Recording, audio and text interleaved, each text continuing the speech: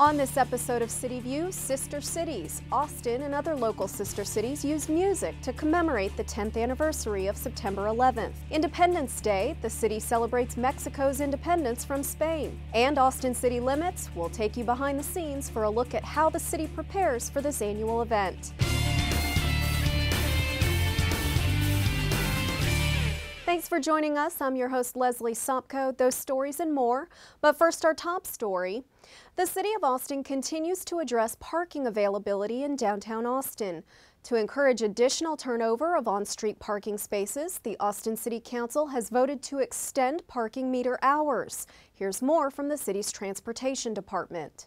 Over the last 10 years, Austin has continued to grow, bringing more downtown visitors and with it more traffic. One way to help solve this problem is with a more efficient parking system. Traffic congestion occurs downtown when drivers circle to find parking. This clogs our streets, adds to pollution, and discourages drivers from visiting downtown. To help improve parking availability, parking time limits have been extended to evening hours. Time limits encourage drivers staying for longer visits to park in underused areas and garages. In downtown, parking meters will operate Monday through Saturday, and hours will vary based on the demand for parking. The new hours downtown are Monday, Tuesday, and Wednesday, 8 a.m. to 6 p.m., Thursday and Friday, 8 a.m. to 12 midnight, and Saturday, 11 a.m. to 12 midnight. In all other areas of Austin, parking meters will operate Monday to Saturday from 8 a.m. to 6 p.m. Drivers who choose to leave their cars overnight can buy time into the next day by pressing the yellow Next Day Purchase button. Simply place the receipt on your windshield showing prepayment. For every dollar you put in the parking meter, 40 cents goes toward downtown improvement projects. Also, more enforcement at night means more safety for our citizens.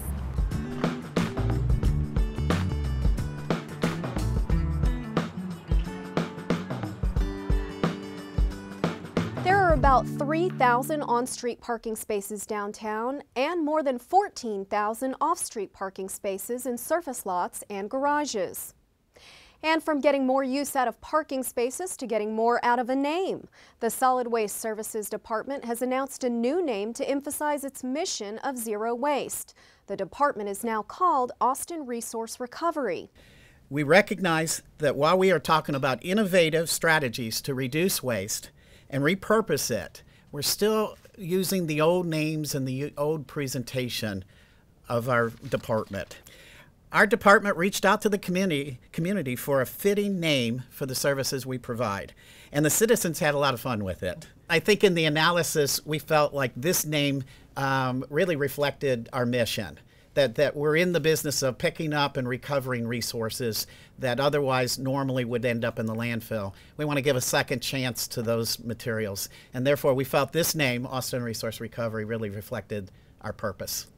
As Austin works toward becoming a zero-waste city, the department is looking at new ways to reuse trash and promote recycling in our community. Austin Resource Recovery will continue to provide the same services you have come to depend on, including trash pickup, recycling, collection of yard trimmings, street sweeping, hazardous waste collection, and dead animal collection services.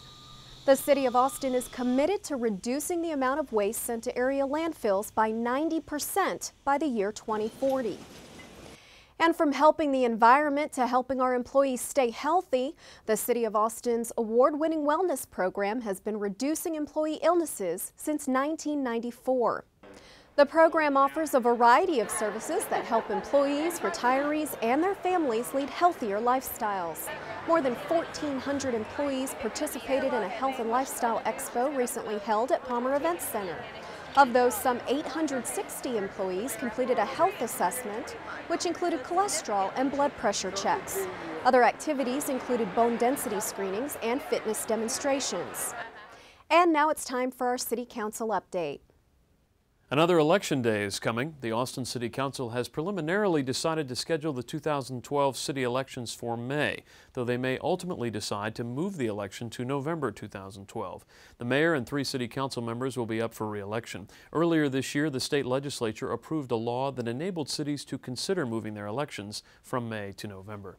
Council approved a contract for training and technical assistance services to companies known as Certified Micro Enterprises. The contract with Big Austin, or Business Investment Growth Austin, will enable the nonprofit to help at least 33 eligible micro enterprise firms with services like certification, training on marketing, sales, loan applications and taxes, and assistance with expansion. For more information, you can contact 512-928-8010. Council also authorized an interlocal agreement with Travis County for emergency medical services. The EMS department has been providing those services to Travis County for over 30 years. The extension agreement addresses the city's provision of ground EMS services for the portions of Travis County outside city limits. And Council authorized an automatic aid agreement with the county for emergency response. The Austin Fire Department wants to improve response times to the south and southeast areas of the city of Austin, around Pierce Ross Road, Burleson Road, FM 973, and the Onion Creek subdivision. Units from both AFD and Travis County would respond to emergencies in these areas. The AFD will monitor incident and response time performance to determine the level of improvement in fire protection and emergency response after the agreement takes effect. Finally, Council accepted grant funds for a comprehensive survey of all city-owned or maintained properties over 50 years old to determine their eligibility for historic designation and for a web-based historical survey project. The city's Historic Preservation Office will work with the University of Texas School of Architecture to develop the web-based tool that enables the city to track historic properties. The Heritage Society of Austin will also assist with design and implementation of the project. In all, Council considered 87 items at its September 22nd meeting. Its next regularly scheduled meeting will be October 6th. For CityView, I'm Larry Schooler. Hundreds of Austinites came out to the Mexican-American Cultural Center on September 16th to celebrate Mexico's Independence Day, which recognizes Mexico's independence from Spain. The City of Austin was one of the sponsors of this year's annual celebration, which featured a special appearance by the Consul General of Mexico.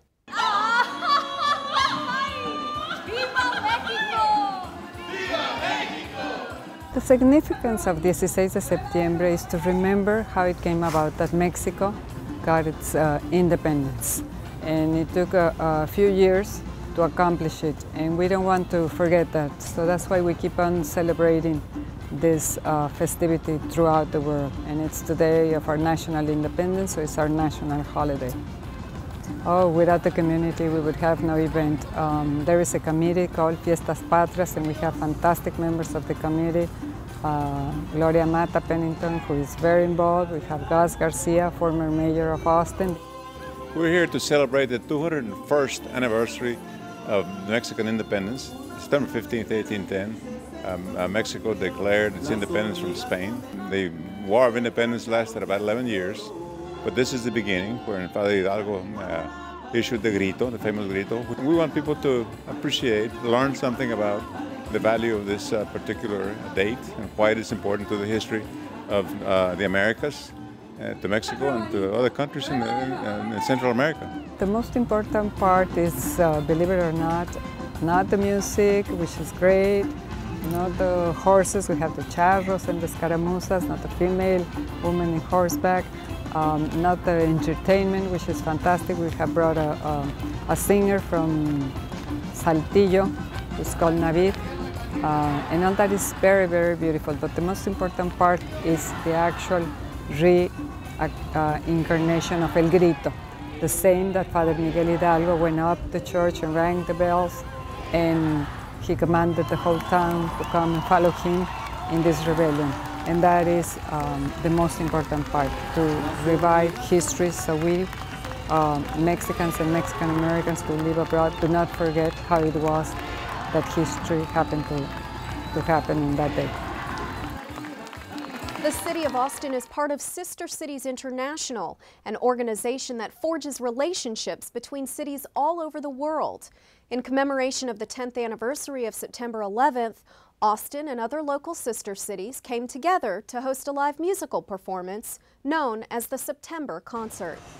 Oh, say, can you see? The simple sound of an airplane, the loss of America's innocence. So firefighters running up the stairs while we were running down. Reflect, remember, renew.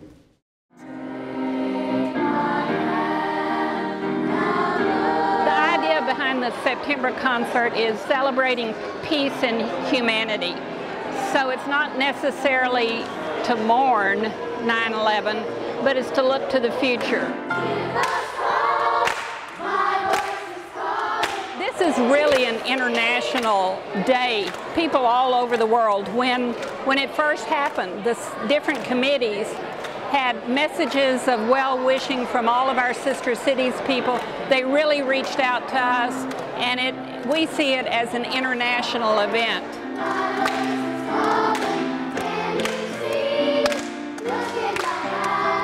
Austin has had sister cities for 40 years. We started with 1 and added on, and we're up to 12 in Austin now.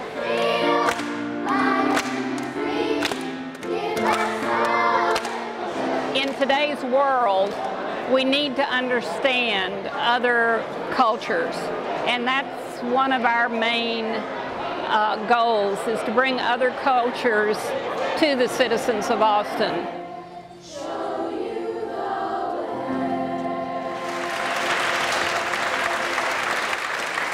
The Austin Music Event was just one of many taking place all over the world. The September concert is an annual global event aimed at promoting world peace. Finally, the Austin City Limits Music Festival is local to Austin, but the event attracts people from all over the world.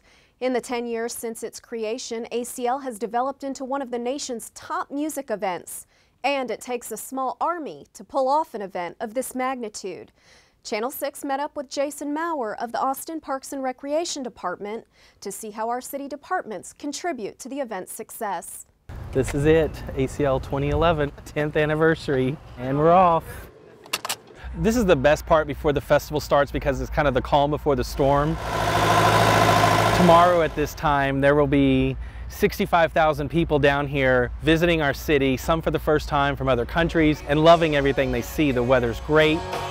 The grass is green. Through all the efforts year-round to plan and put this festival on the city side. Here to welcome you all to the Austin City Limits Music Festival. It's actually busier than I've ever seen it in the last few years. Making sure that we had proper exits for that. The city is about rules and codes and regulations.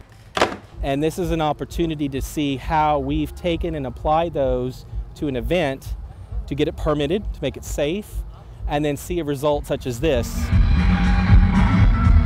Right here, where we've got people enjoying our bureaucracy. If you already have your wristband, make sure it's on your wrist as you enter the festival grounds so it can be scanned for entry in a wristband-only lane. It's the close of the project for another year, and also at the same time the starting of the planning for 2012. Months before that, 2 months, we're meeting with the neighborhood, going over the final traffic control plans, getting their adjustments and their input from the notes we've had 6 months in front of that.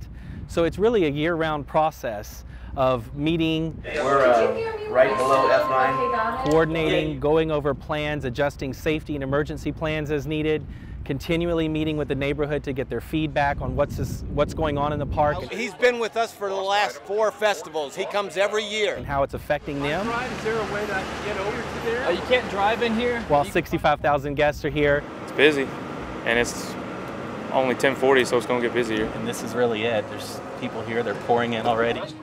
We have a little bit of issues with this year's. They could have gotten some bigger names, but... Right at 11, it's excellent. It's kind of fun to see how this crowd thickens throughout the day over here. And then working directly with the organizers on the electricity and Austin Energy's input and the infrastructure in the park, parking, shuttles, you name it, everything comes into play, and that's really a year-round process. So there's a lot going on that people don't even think about. They show up here and the park looks nice, and that's because there's been an enormous amount of city staff down here working to make this happen. We really are doing a lot in making sure our parks are there for outdoor, cultural, musical, or recreational activities. Thank y'all so much! The Austin City Limits Music Festival is a huge economic booster for our community, bringing in some $30 million each year.